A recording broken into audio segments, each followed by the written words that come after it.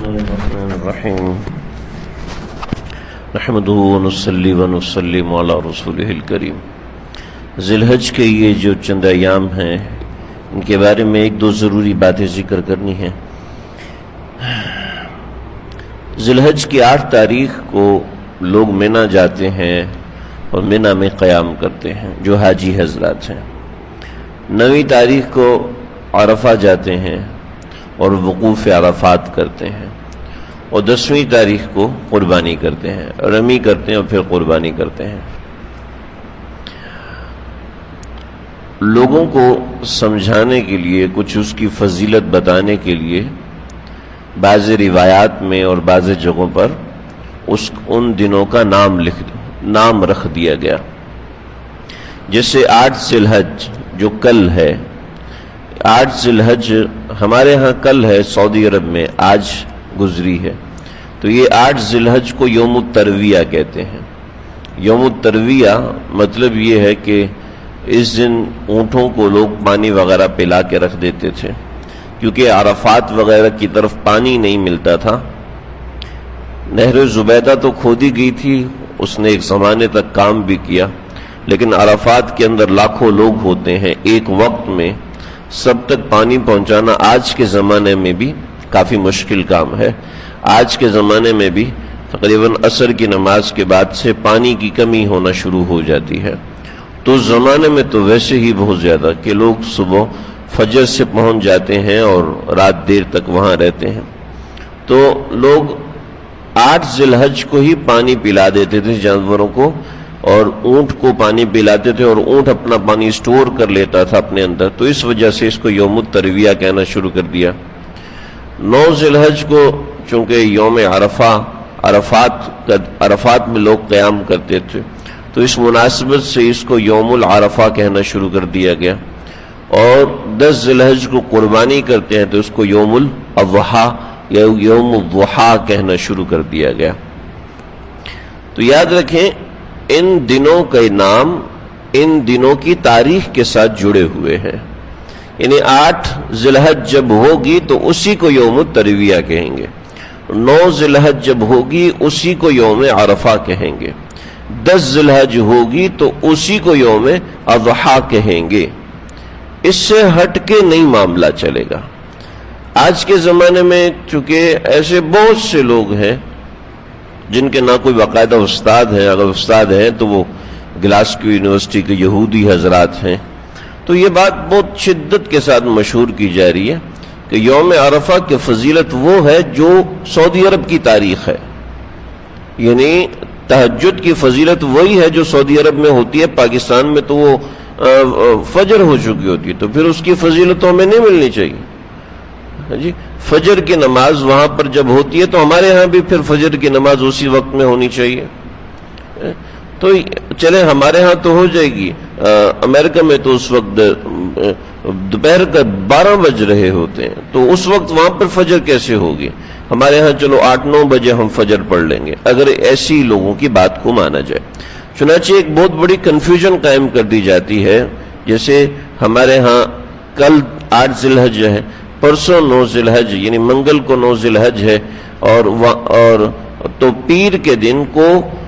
ہمارے ہاں بہت سے لوگ ایسے ہیں جو کہتے ہیں جی پیر کے دن یوم عرفہ کا روزہ رکھنا چاہیے، پیر کے دن ہی اس کی فضیلت نہیں۔ بھئی 8 ذی الحج کا روزہ بالکل رکھیں، لیکن 9 ذی الحج کی جو فضیلت، یوم عرفہ کی جو فضیلت ہے وہ 9 ذی الحج کے ساتھ جڑی ہوئی ہے۔ یہ تو آج انٹرنیٹ کا زمانہ ہے، ٹیلی فون کا زمانہ ہے، تو آج یہ دن ڈیفائن ہو چکے، لیکن آج سے 100 سال پیچھے چلے جائیں تو 1300 سال تک تو یہی ترتیب رہی کہ جہاں جس ملک کی جو تاریخ ہوتی تھی اس ملک کے حساب سے اس کی فضیلت ہوتی تھی۔ چنانچہ آپ خود دیکھیں نا کہ اگر وہاں پر تہجد کا وقت ہے تو ہمارے ہاں تو فجر کا وقت ہے، تو ہماری تو فجر کی نماز ہوگی، تہجد کی نماز نہیں ہوگی۔ تو جیسے وقت کے ساتھ تہجد کی نماز کی فضیلت جڑی ہوئی ہے، وقت کے ساتھ ظہر کی نماز کی فضیلت جڑی ہے، وقت کے ساتھ عصر کی، اوابین کی، چاشت کی، اشراق کی فضیلت وقت کے ساتھ جڑی ہوئی ہے۔ جیسے جمعہ ہمارے ہاں جمعہ شروع ہو گیا اور دوسروں کے ہاں شب جمعہ ہے، تو پھر ہمارے ہاں شب جمعہ شروع ہو گیا، دوسروں کے ہاں تو ابھی تک بدھ ہے، تو ہمیں تو فضیلت پھر نہیں ملنی چاہیے۔ تو یہ بات یعنی ادھر ادھر کی چند باتیں کر کے کچھ حدیث سے جوڑ کر جو یوم عرفہ اس دن کو کہا گیا جب یوم عرفہ، جب عرفہ وقوف عرفہ ہو رہا، بھئی یہ کوئی بات نہیں ہے، یہ کوئی بات نہیں۔ یوم عرفہ وقوف عرفہ کے ساتھ جڑا ہوا نہیں ہے۔ یوم عرفہ بطور مثال اللہ نہ کرے جیسے تاریخ میں 2 مرتبہ ہوا کہ حج نہیں ہوا، اگر اس سال تو 10,000 لوگ حج کر رہے ہیں، تاریخ میں ایسا ہے کہ 2 سال تک حج نہیں ہوا، ابو طاہر کرامتی نے سب حجاج کو شہید کر دیا، بڑی ایک خونی تاریخ ہے اس کی، تو 2 برس حج نہیں ہو سکا، تو وہ جیسے خدا نخواستہ اگر حج نہیں ہوتا تو یا یوم عرفہ ہوگا ہی نہیں، ایسی بات نہیں ہے۔ تو یہ ایسی کوئی کھلونا نہیں ہے ہمارا دین اور ہماری شریعت۔ چنانچہ سمجھ لیں کہ 9 ذی الحج جس ملک کے اندر ہے اسی ملک کے حساب سے اس کی فضیلت جڑے گی۔ چنانچہ 9 ذی الحج آپ صلی اللہ علیہ وسلم نے فرمایا، مسلم شریف کی روایت ہے کہ مجھے امید ہے اللہ کی ذات سے کہ جو 9 ذی الحج کا روزہ رکھے گا تو اللہ رب العزت کی ذات سے امید ہے کہ اس کے 1 سال پچھلے کے اور 1 سال اگلے کے گناہ اللہ تعالیٰ معاف فرما دیں گے۔ تو یہ فضیلت 9 ذی الحج کے ساتھ جڑی ہوئی ہے۔ بہت سی روایات ایسی ہیں جس میں 9 ذی الحج کو 9 ذی الحج ہی بولا گیا ہے۔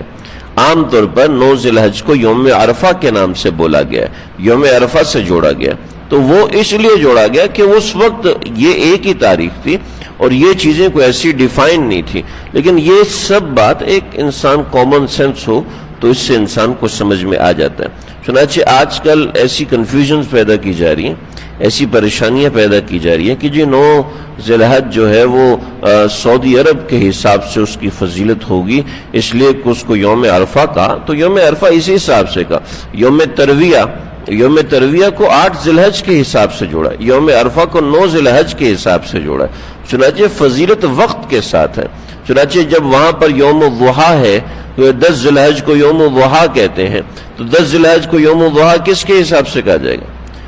اس حساب سے کہا جائے گا جہاں 10 تاریخ ہوگی، جہاں پر 10ویں ذی الحج کی بات ہے وہیں پر 9ویں ذی الحج کی بات سمجھ میں آتی۔ لہٰذا اس طرح کے بہت سے فارورڈ میسیجز آتے ہیں،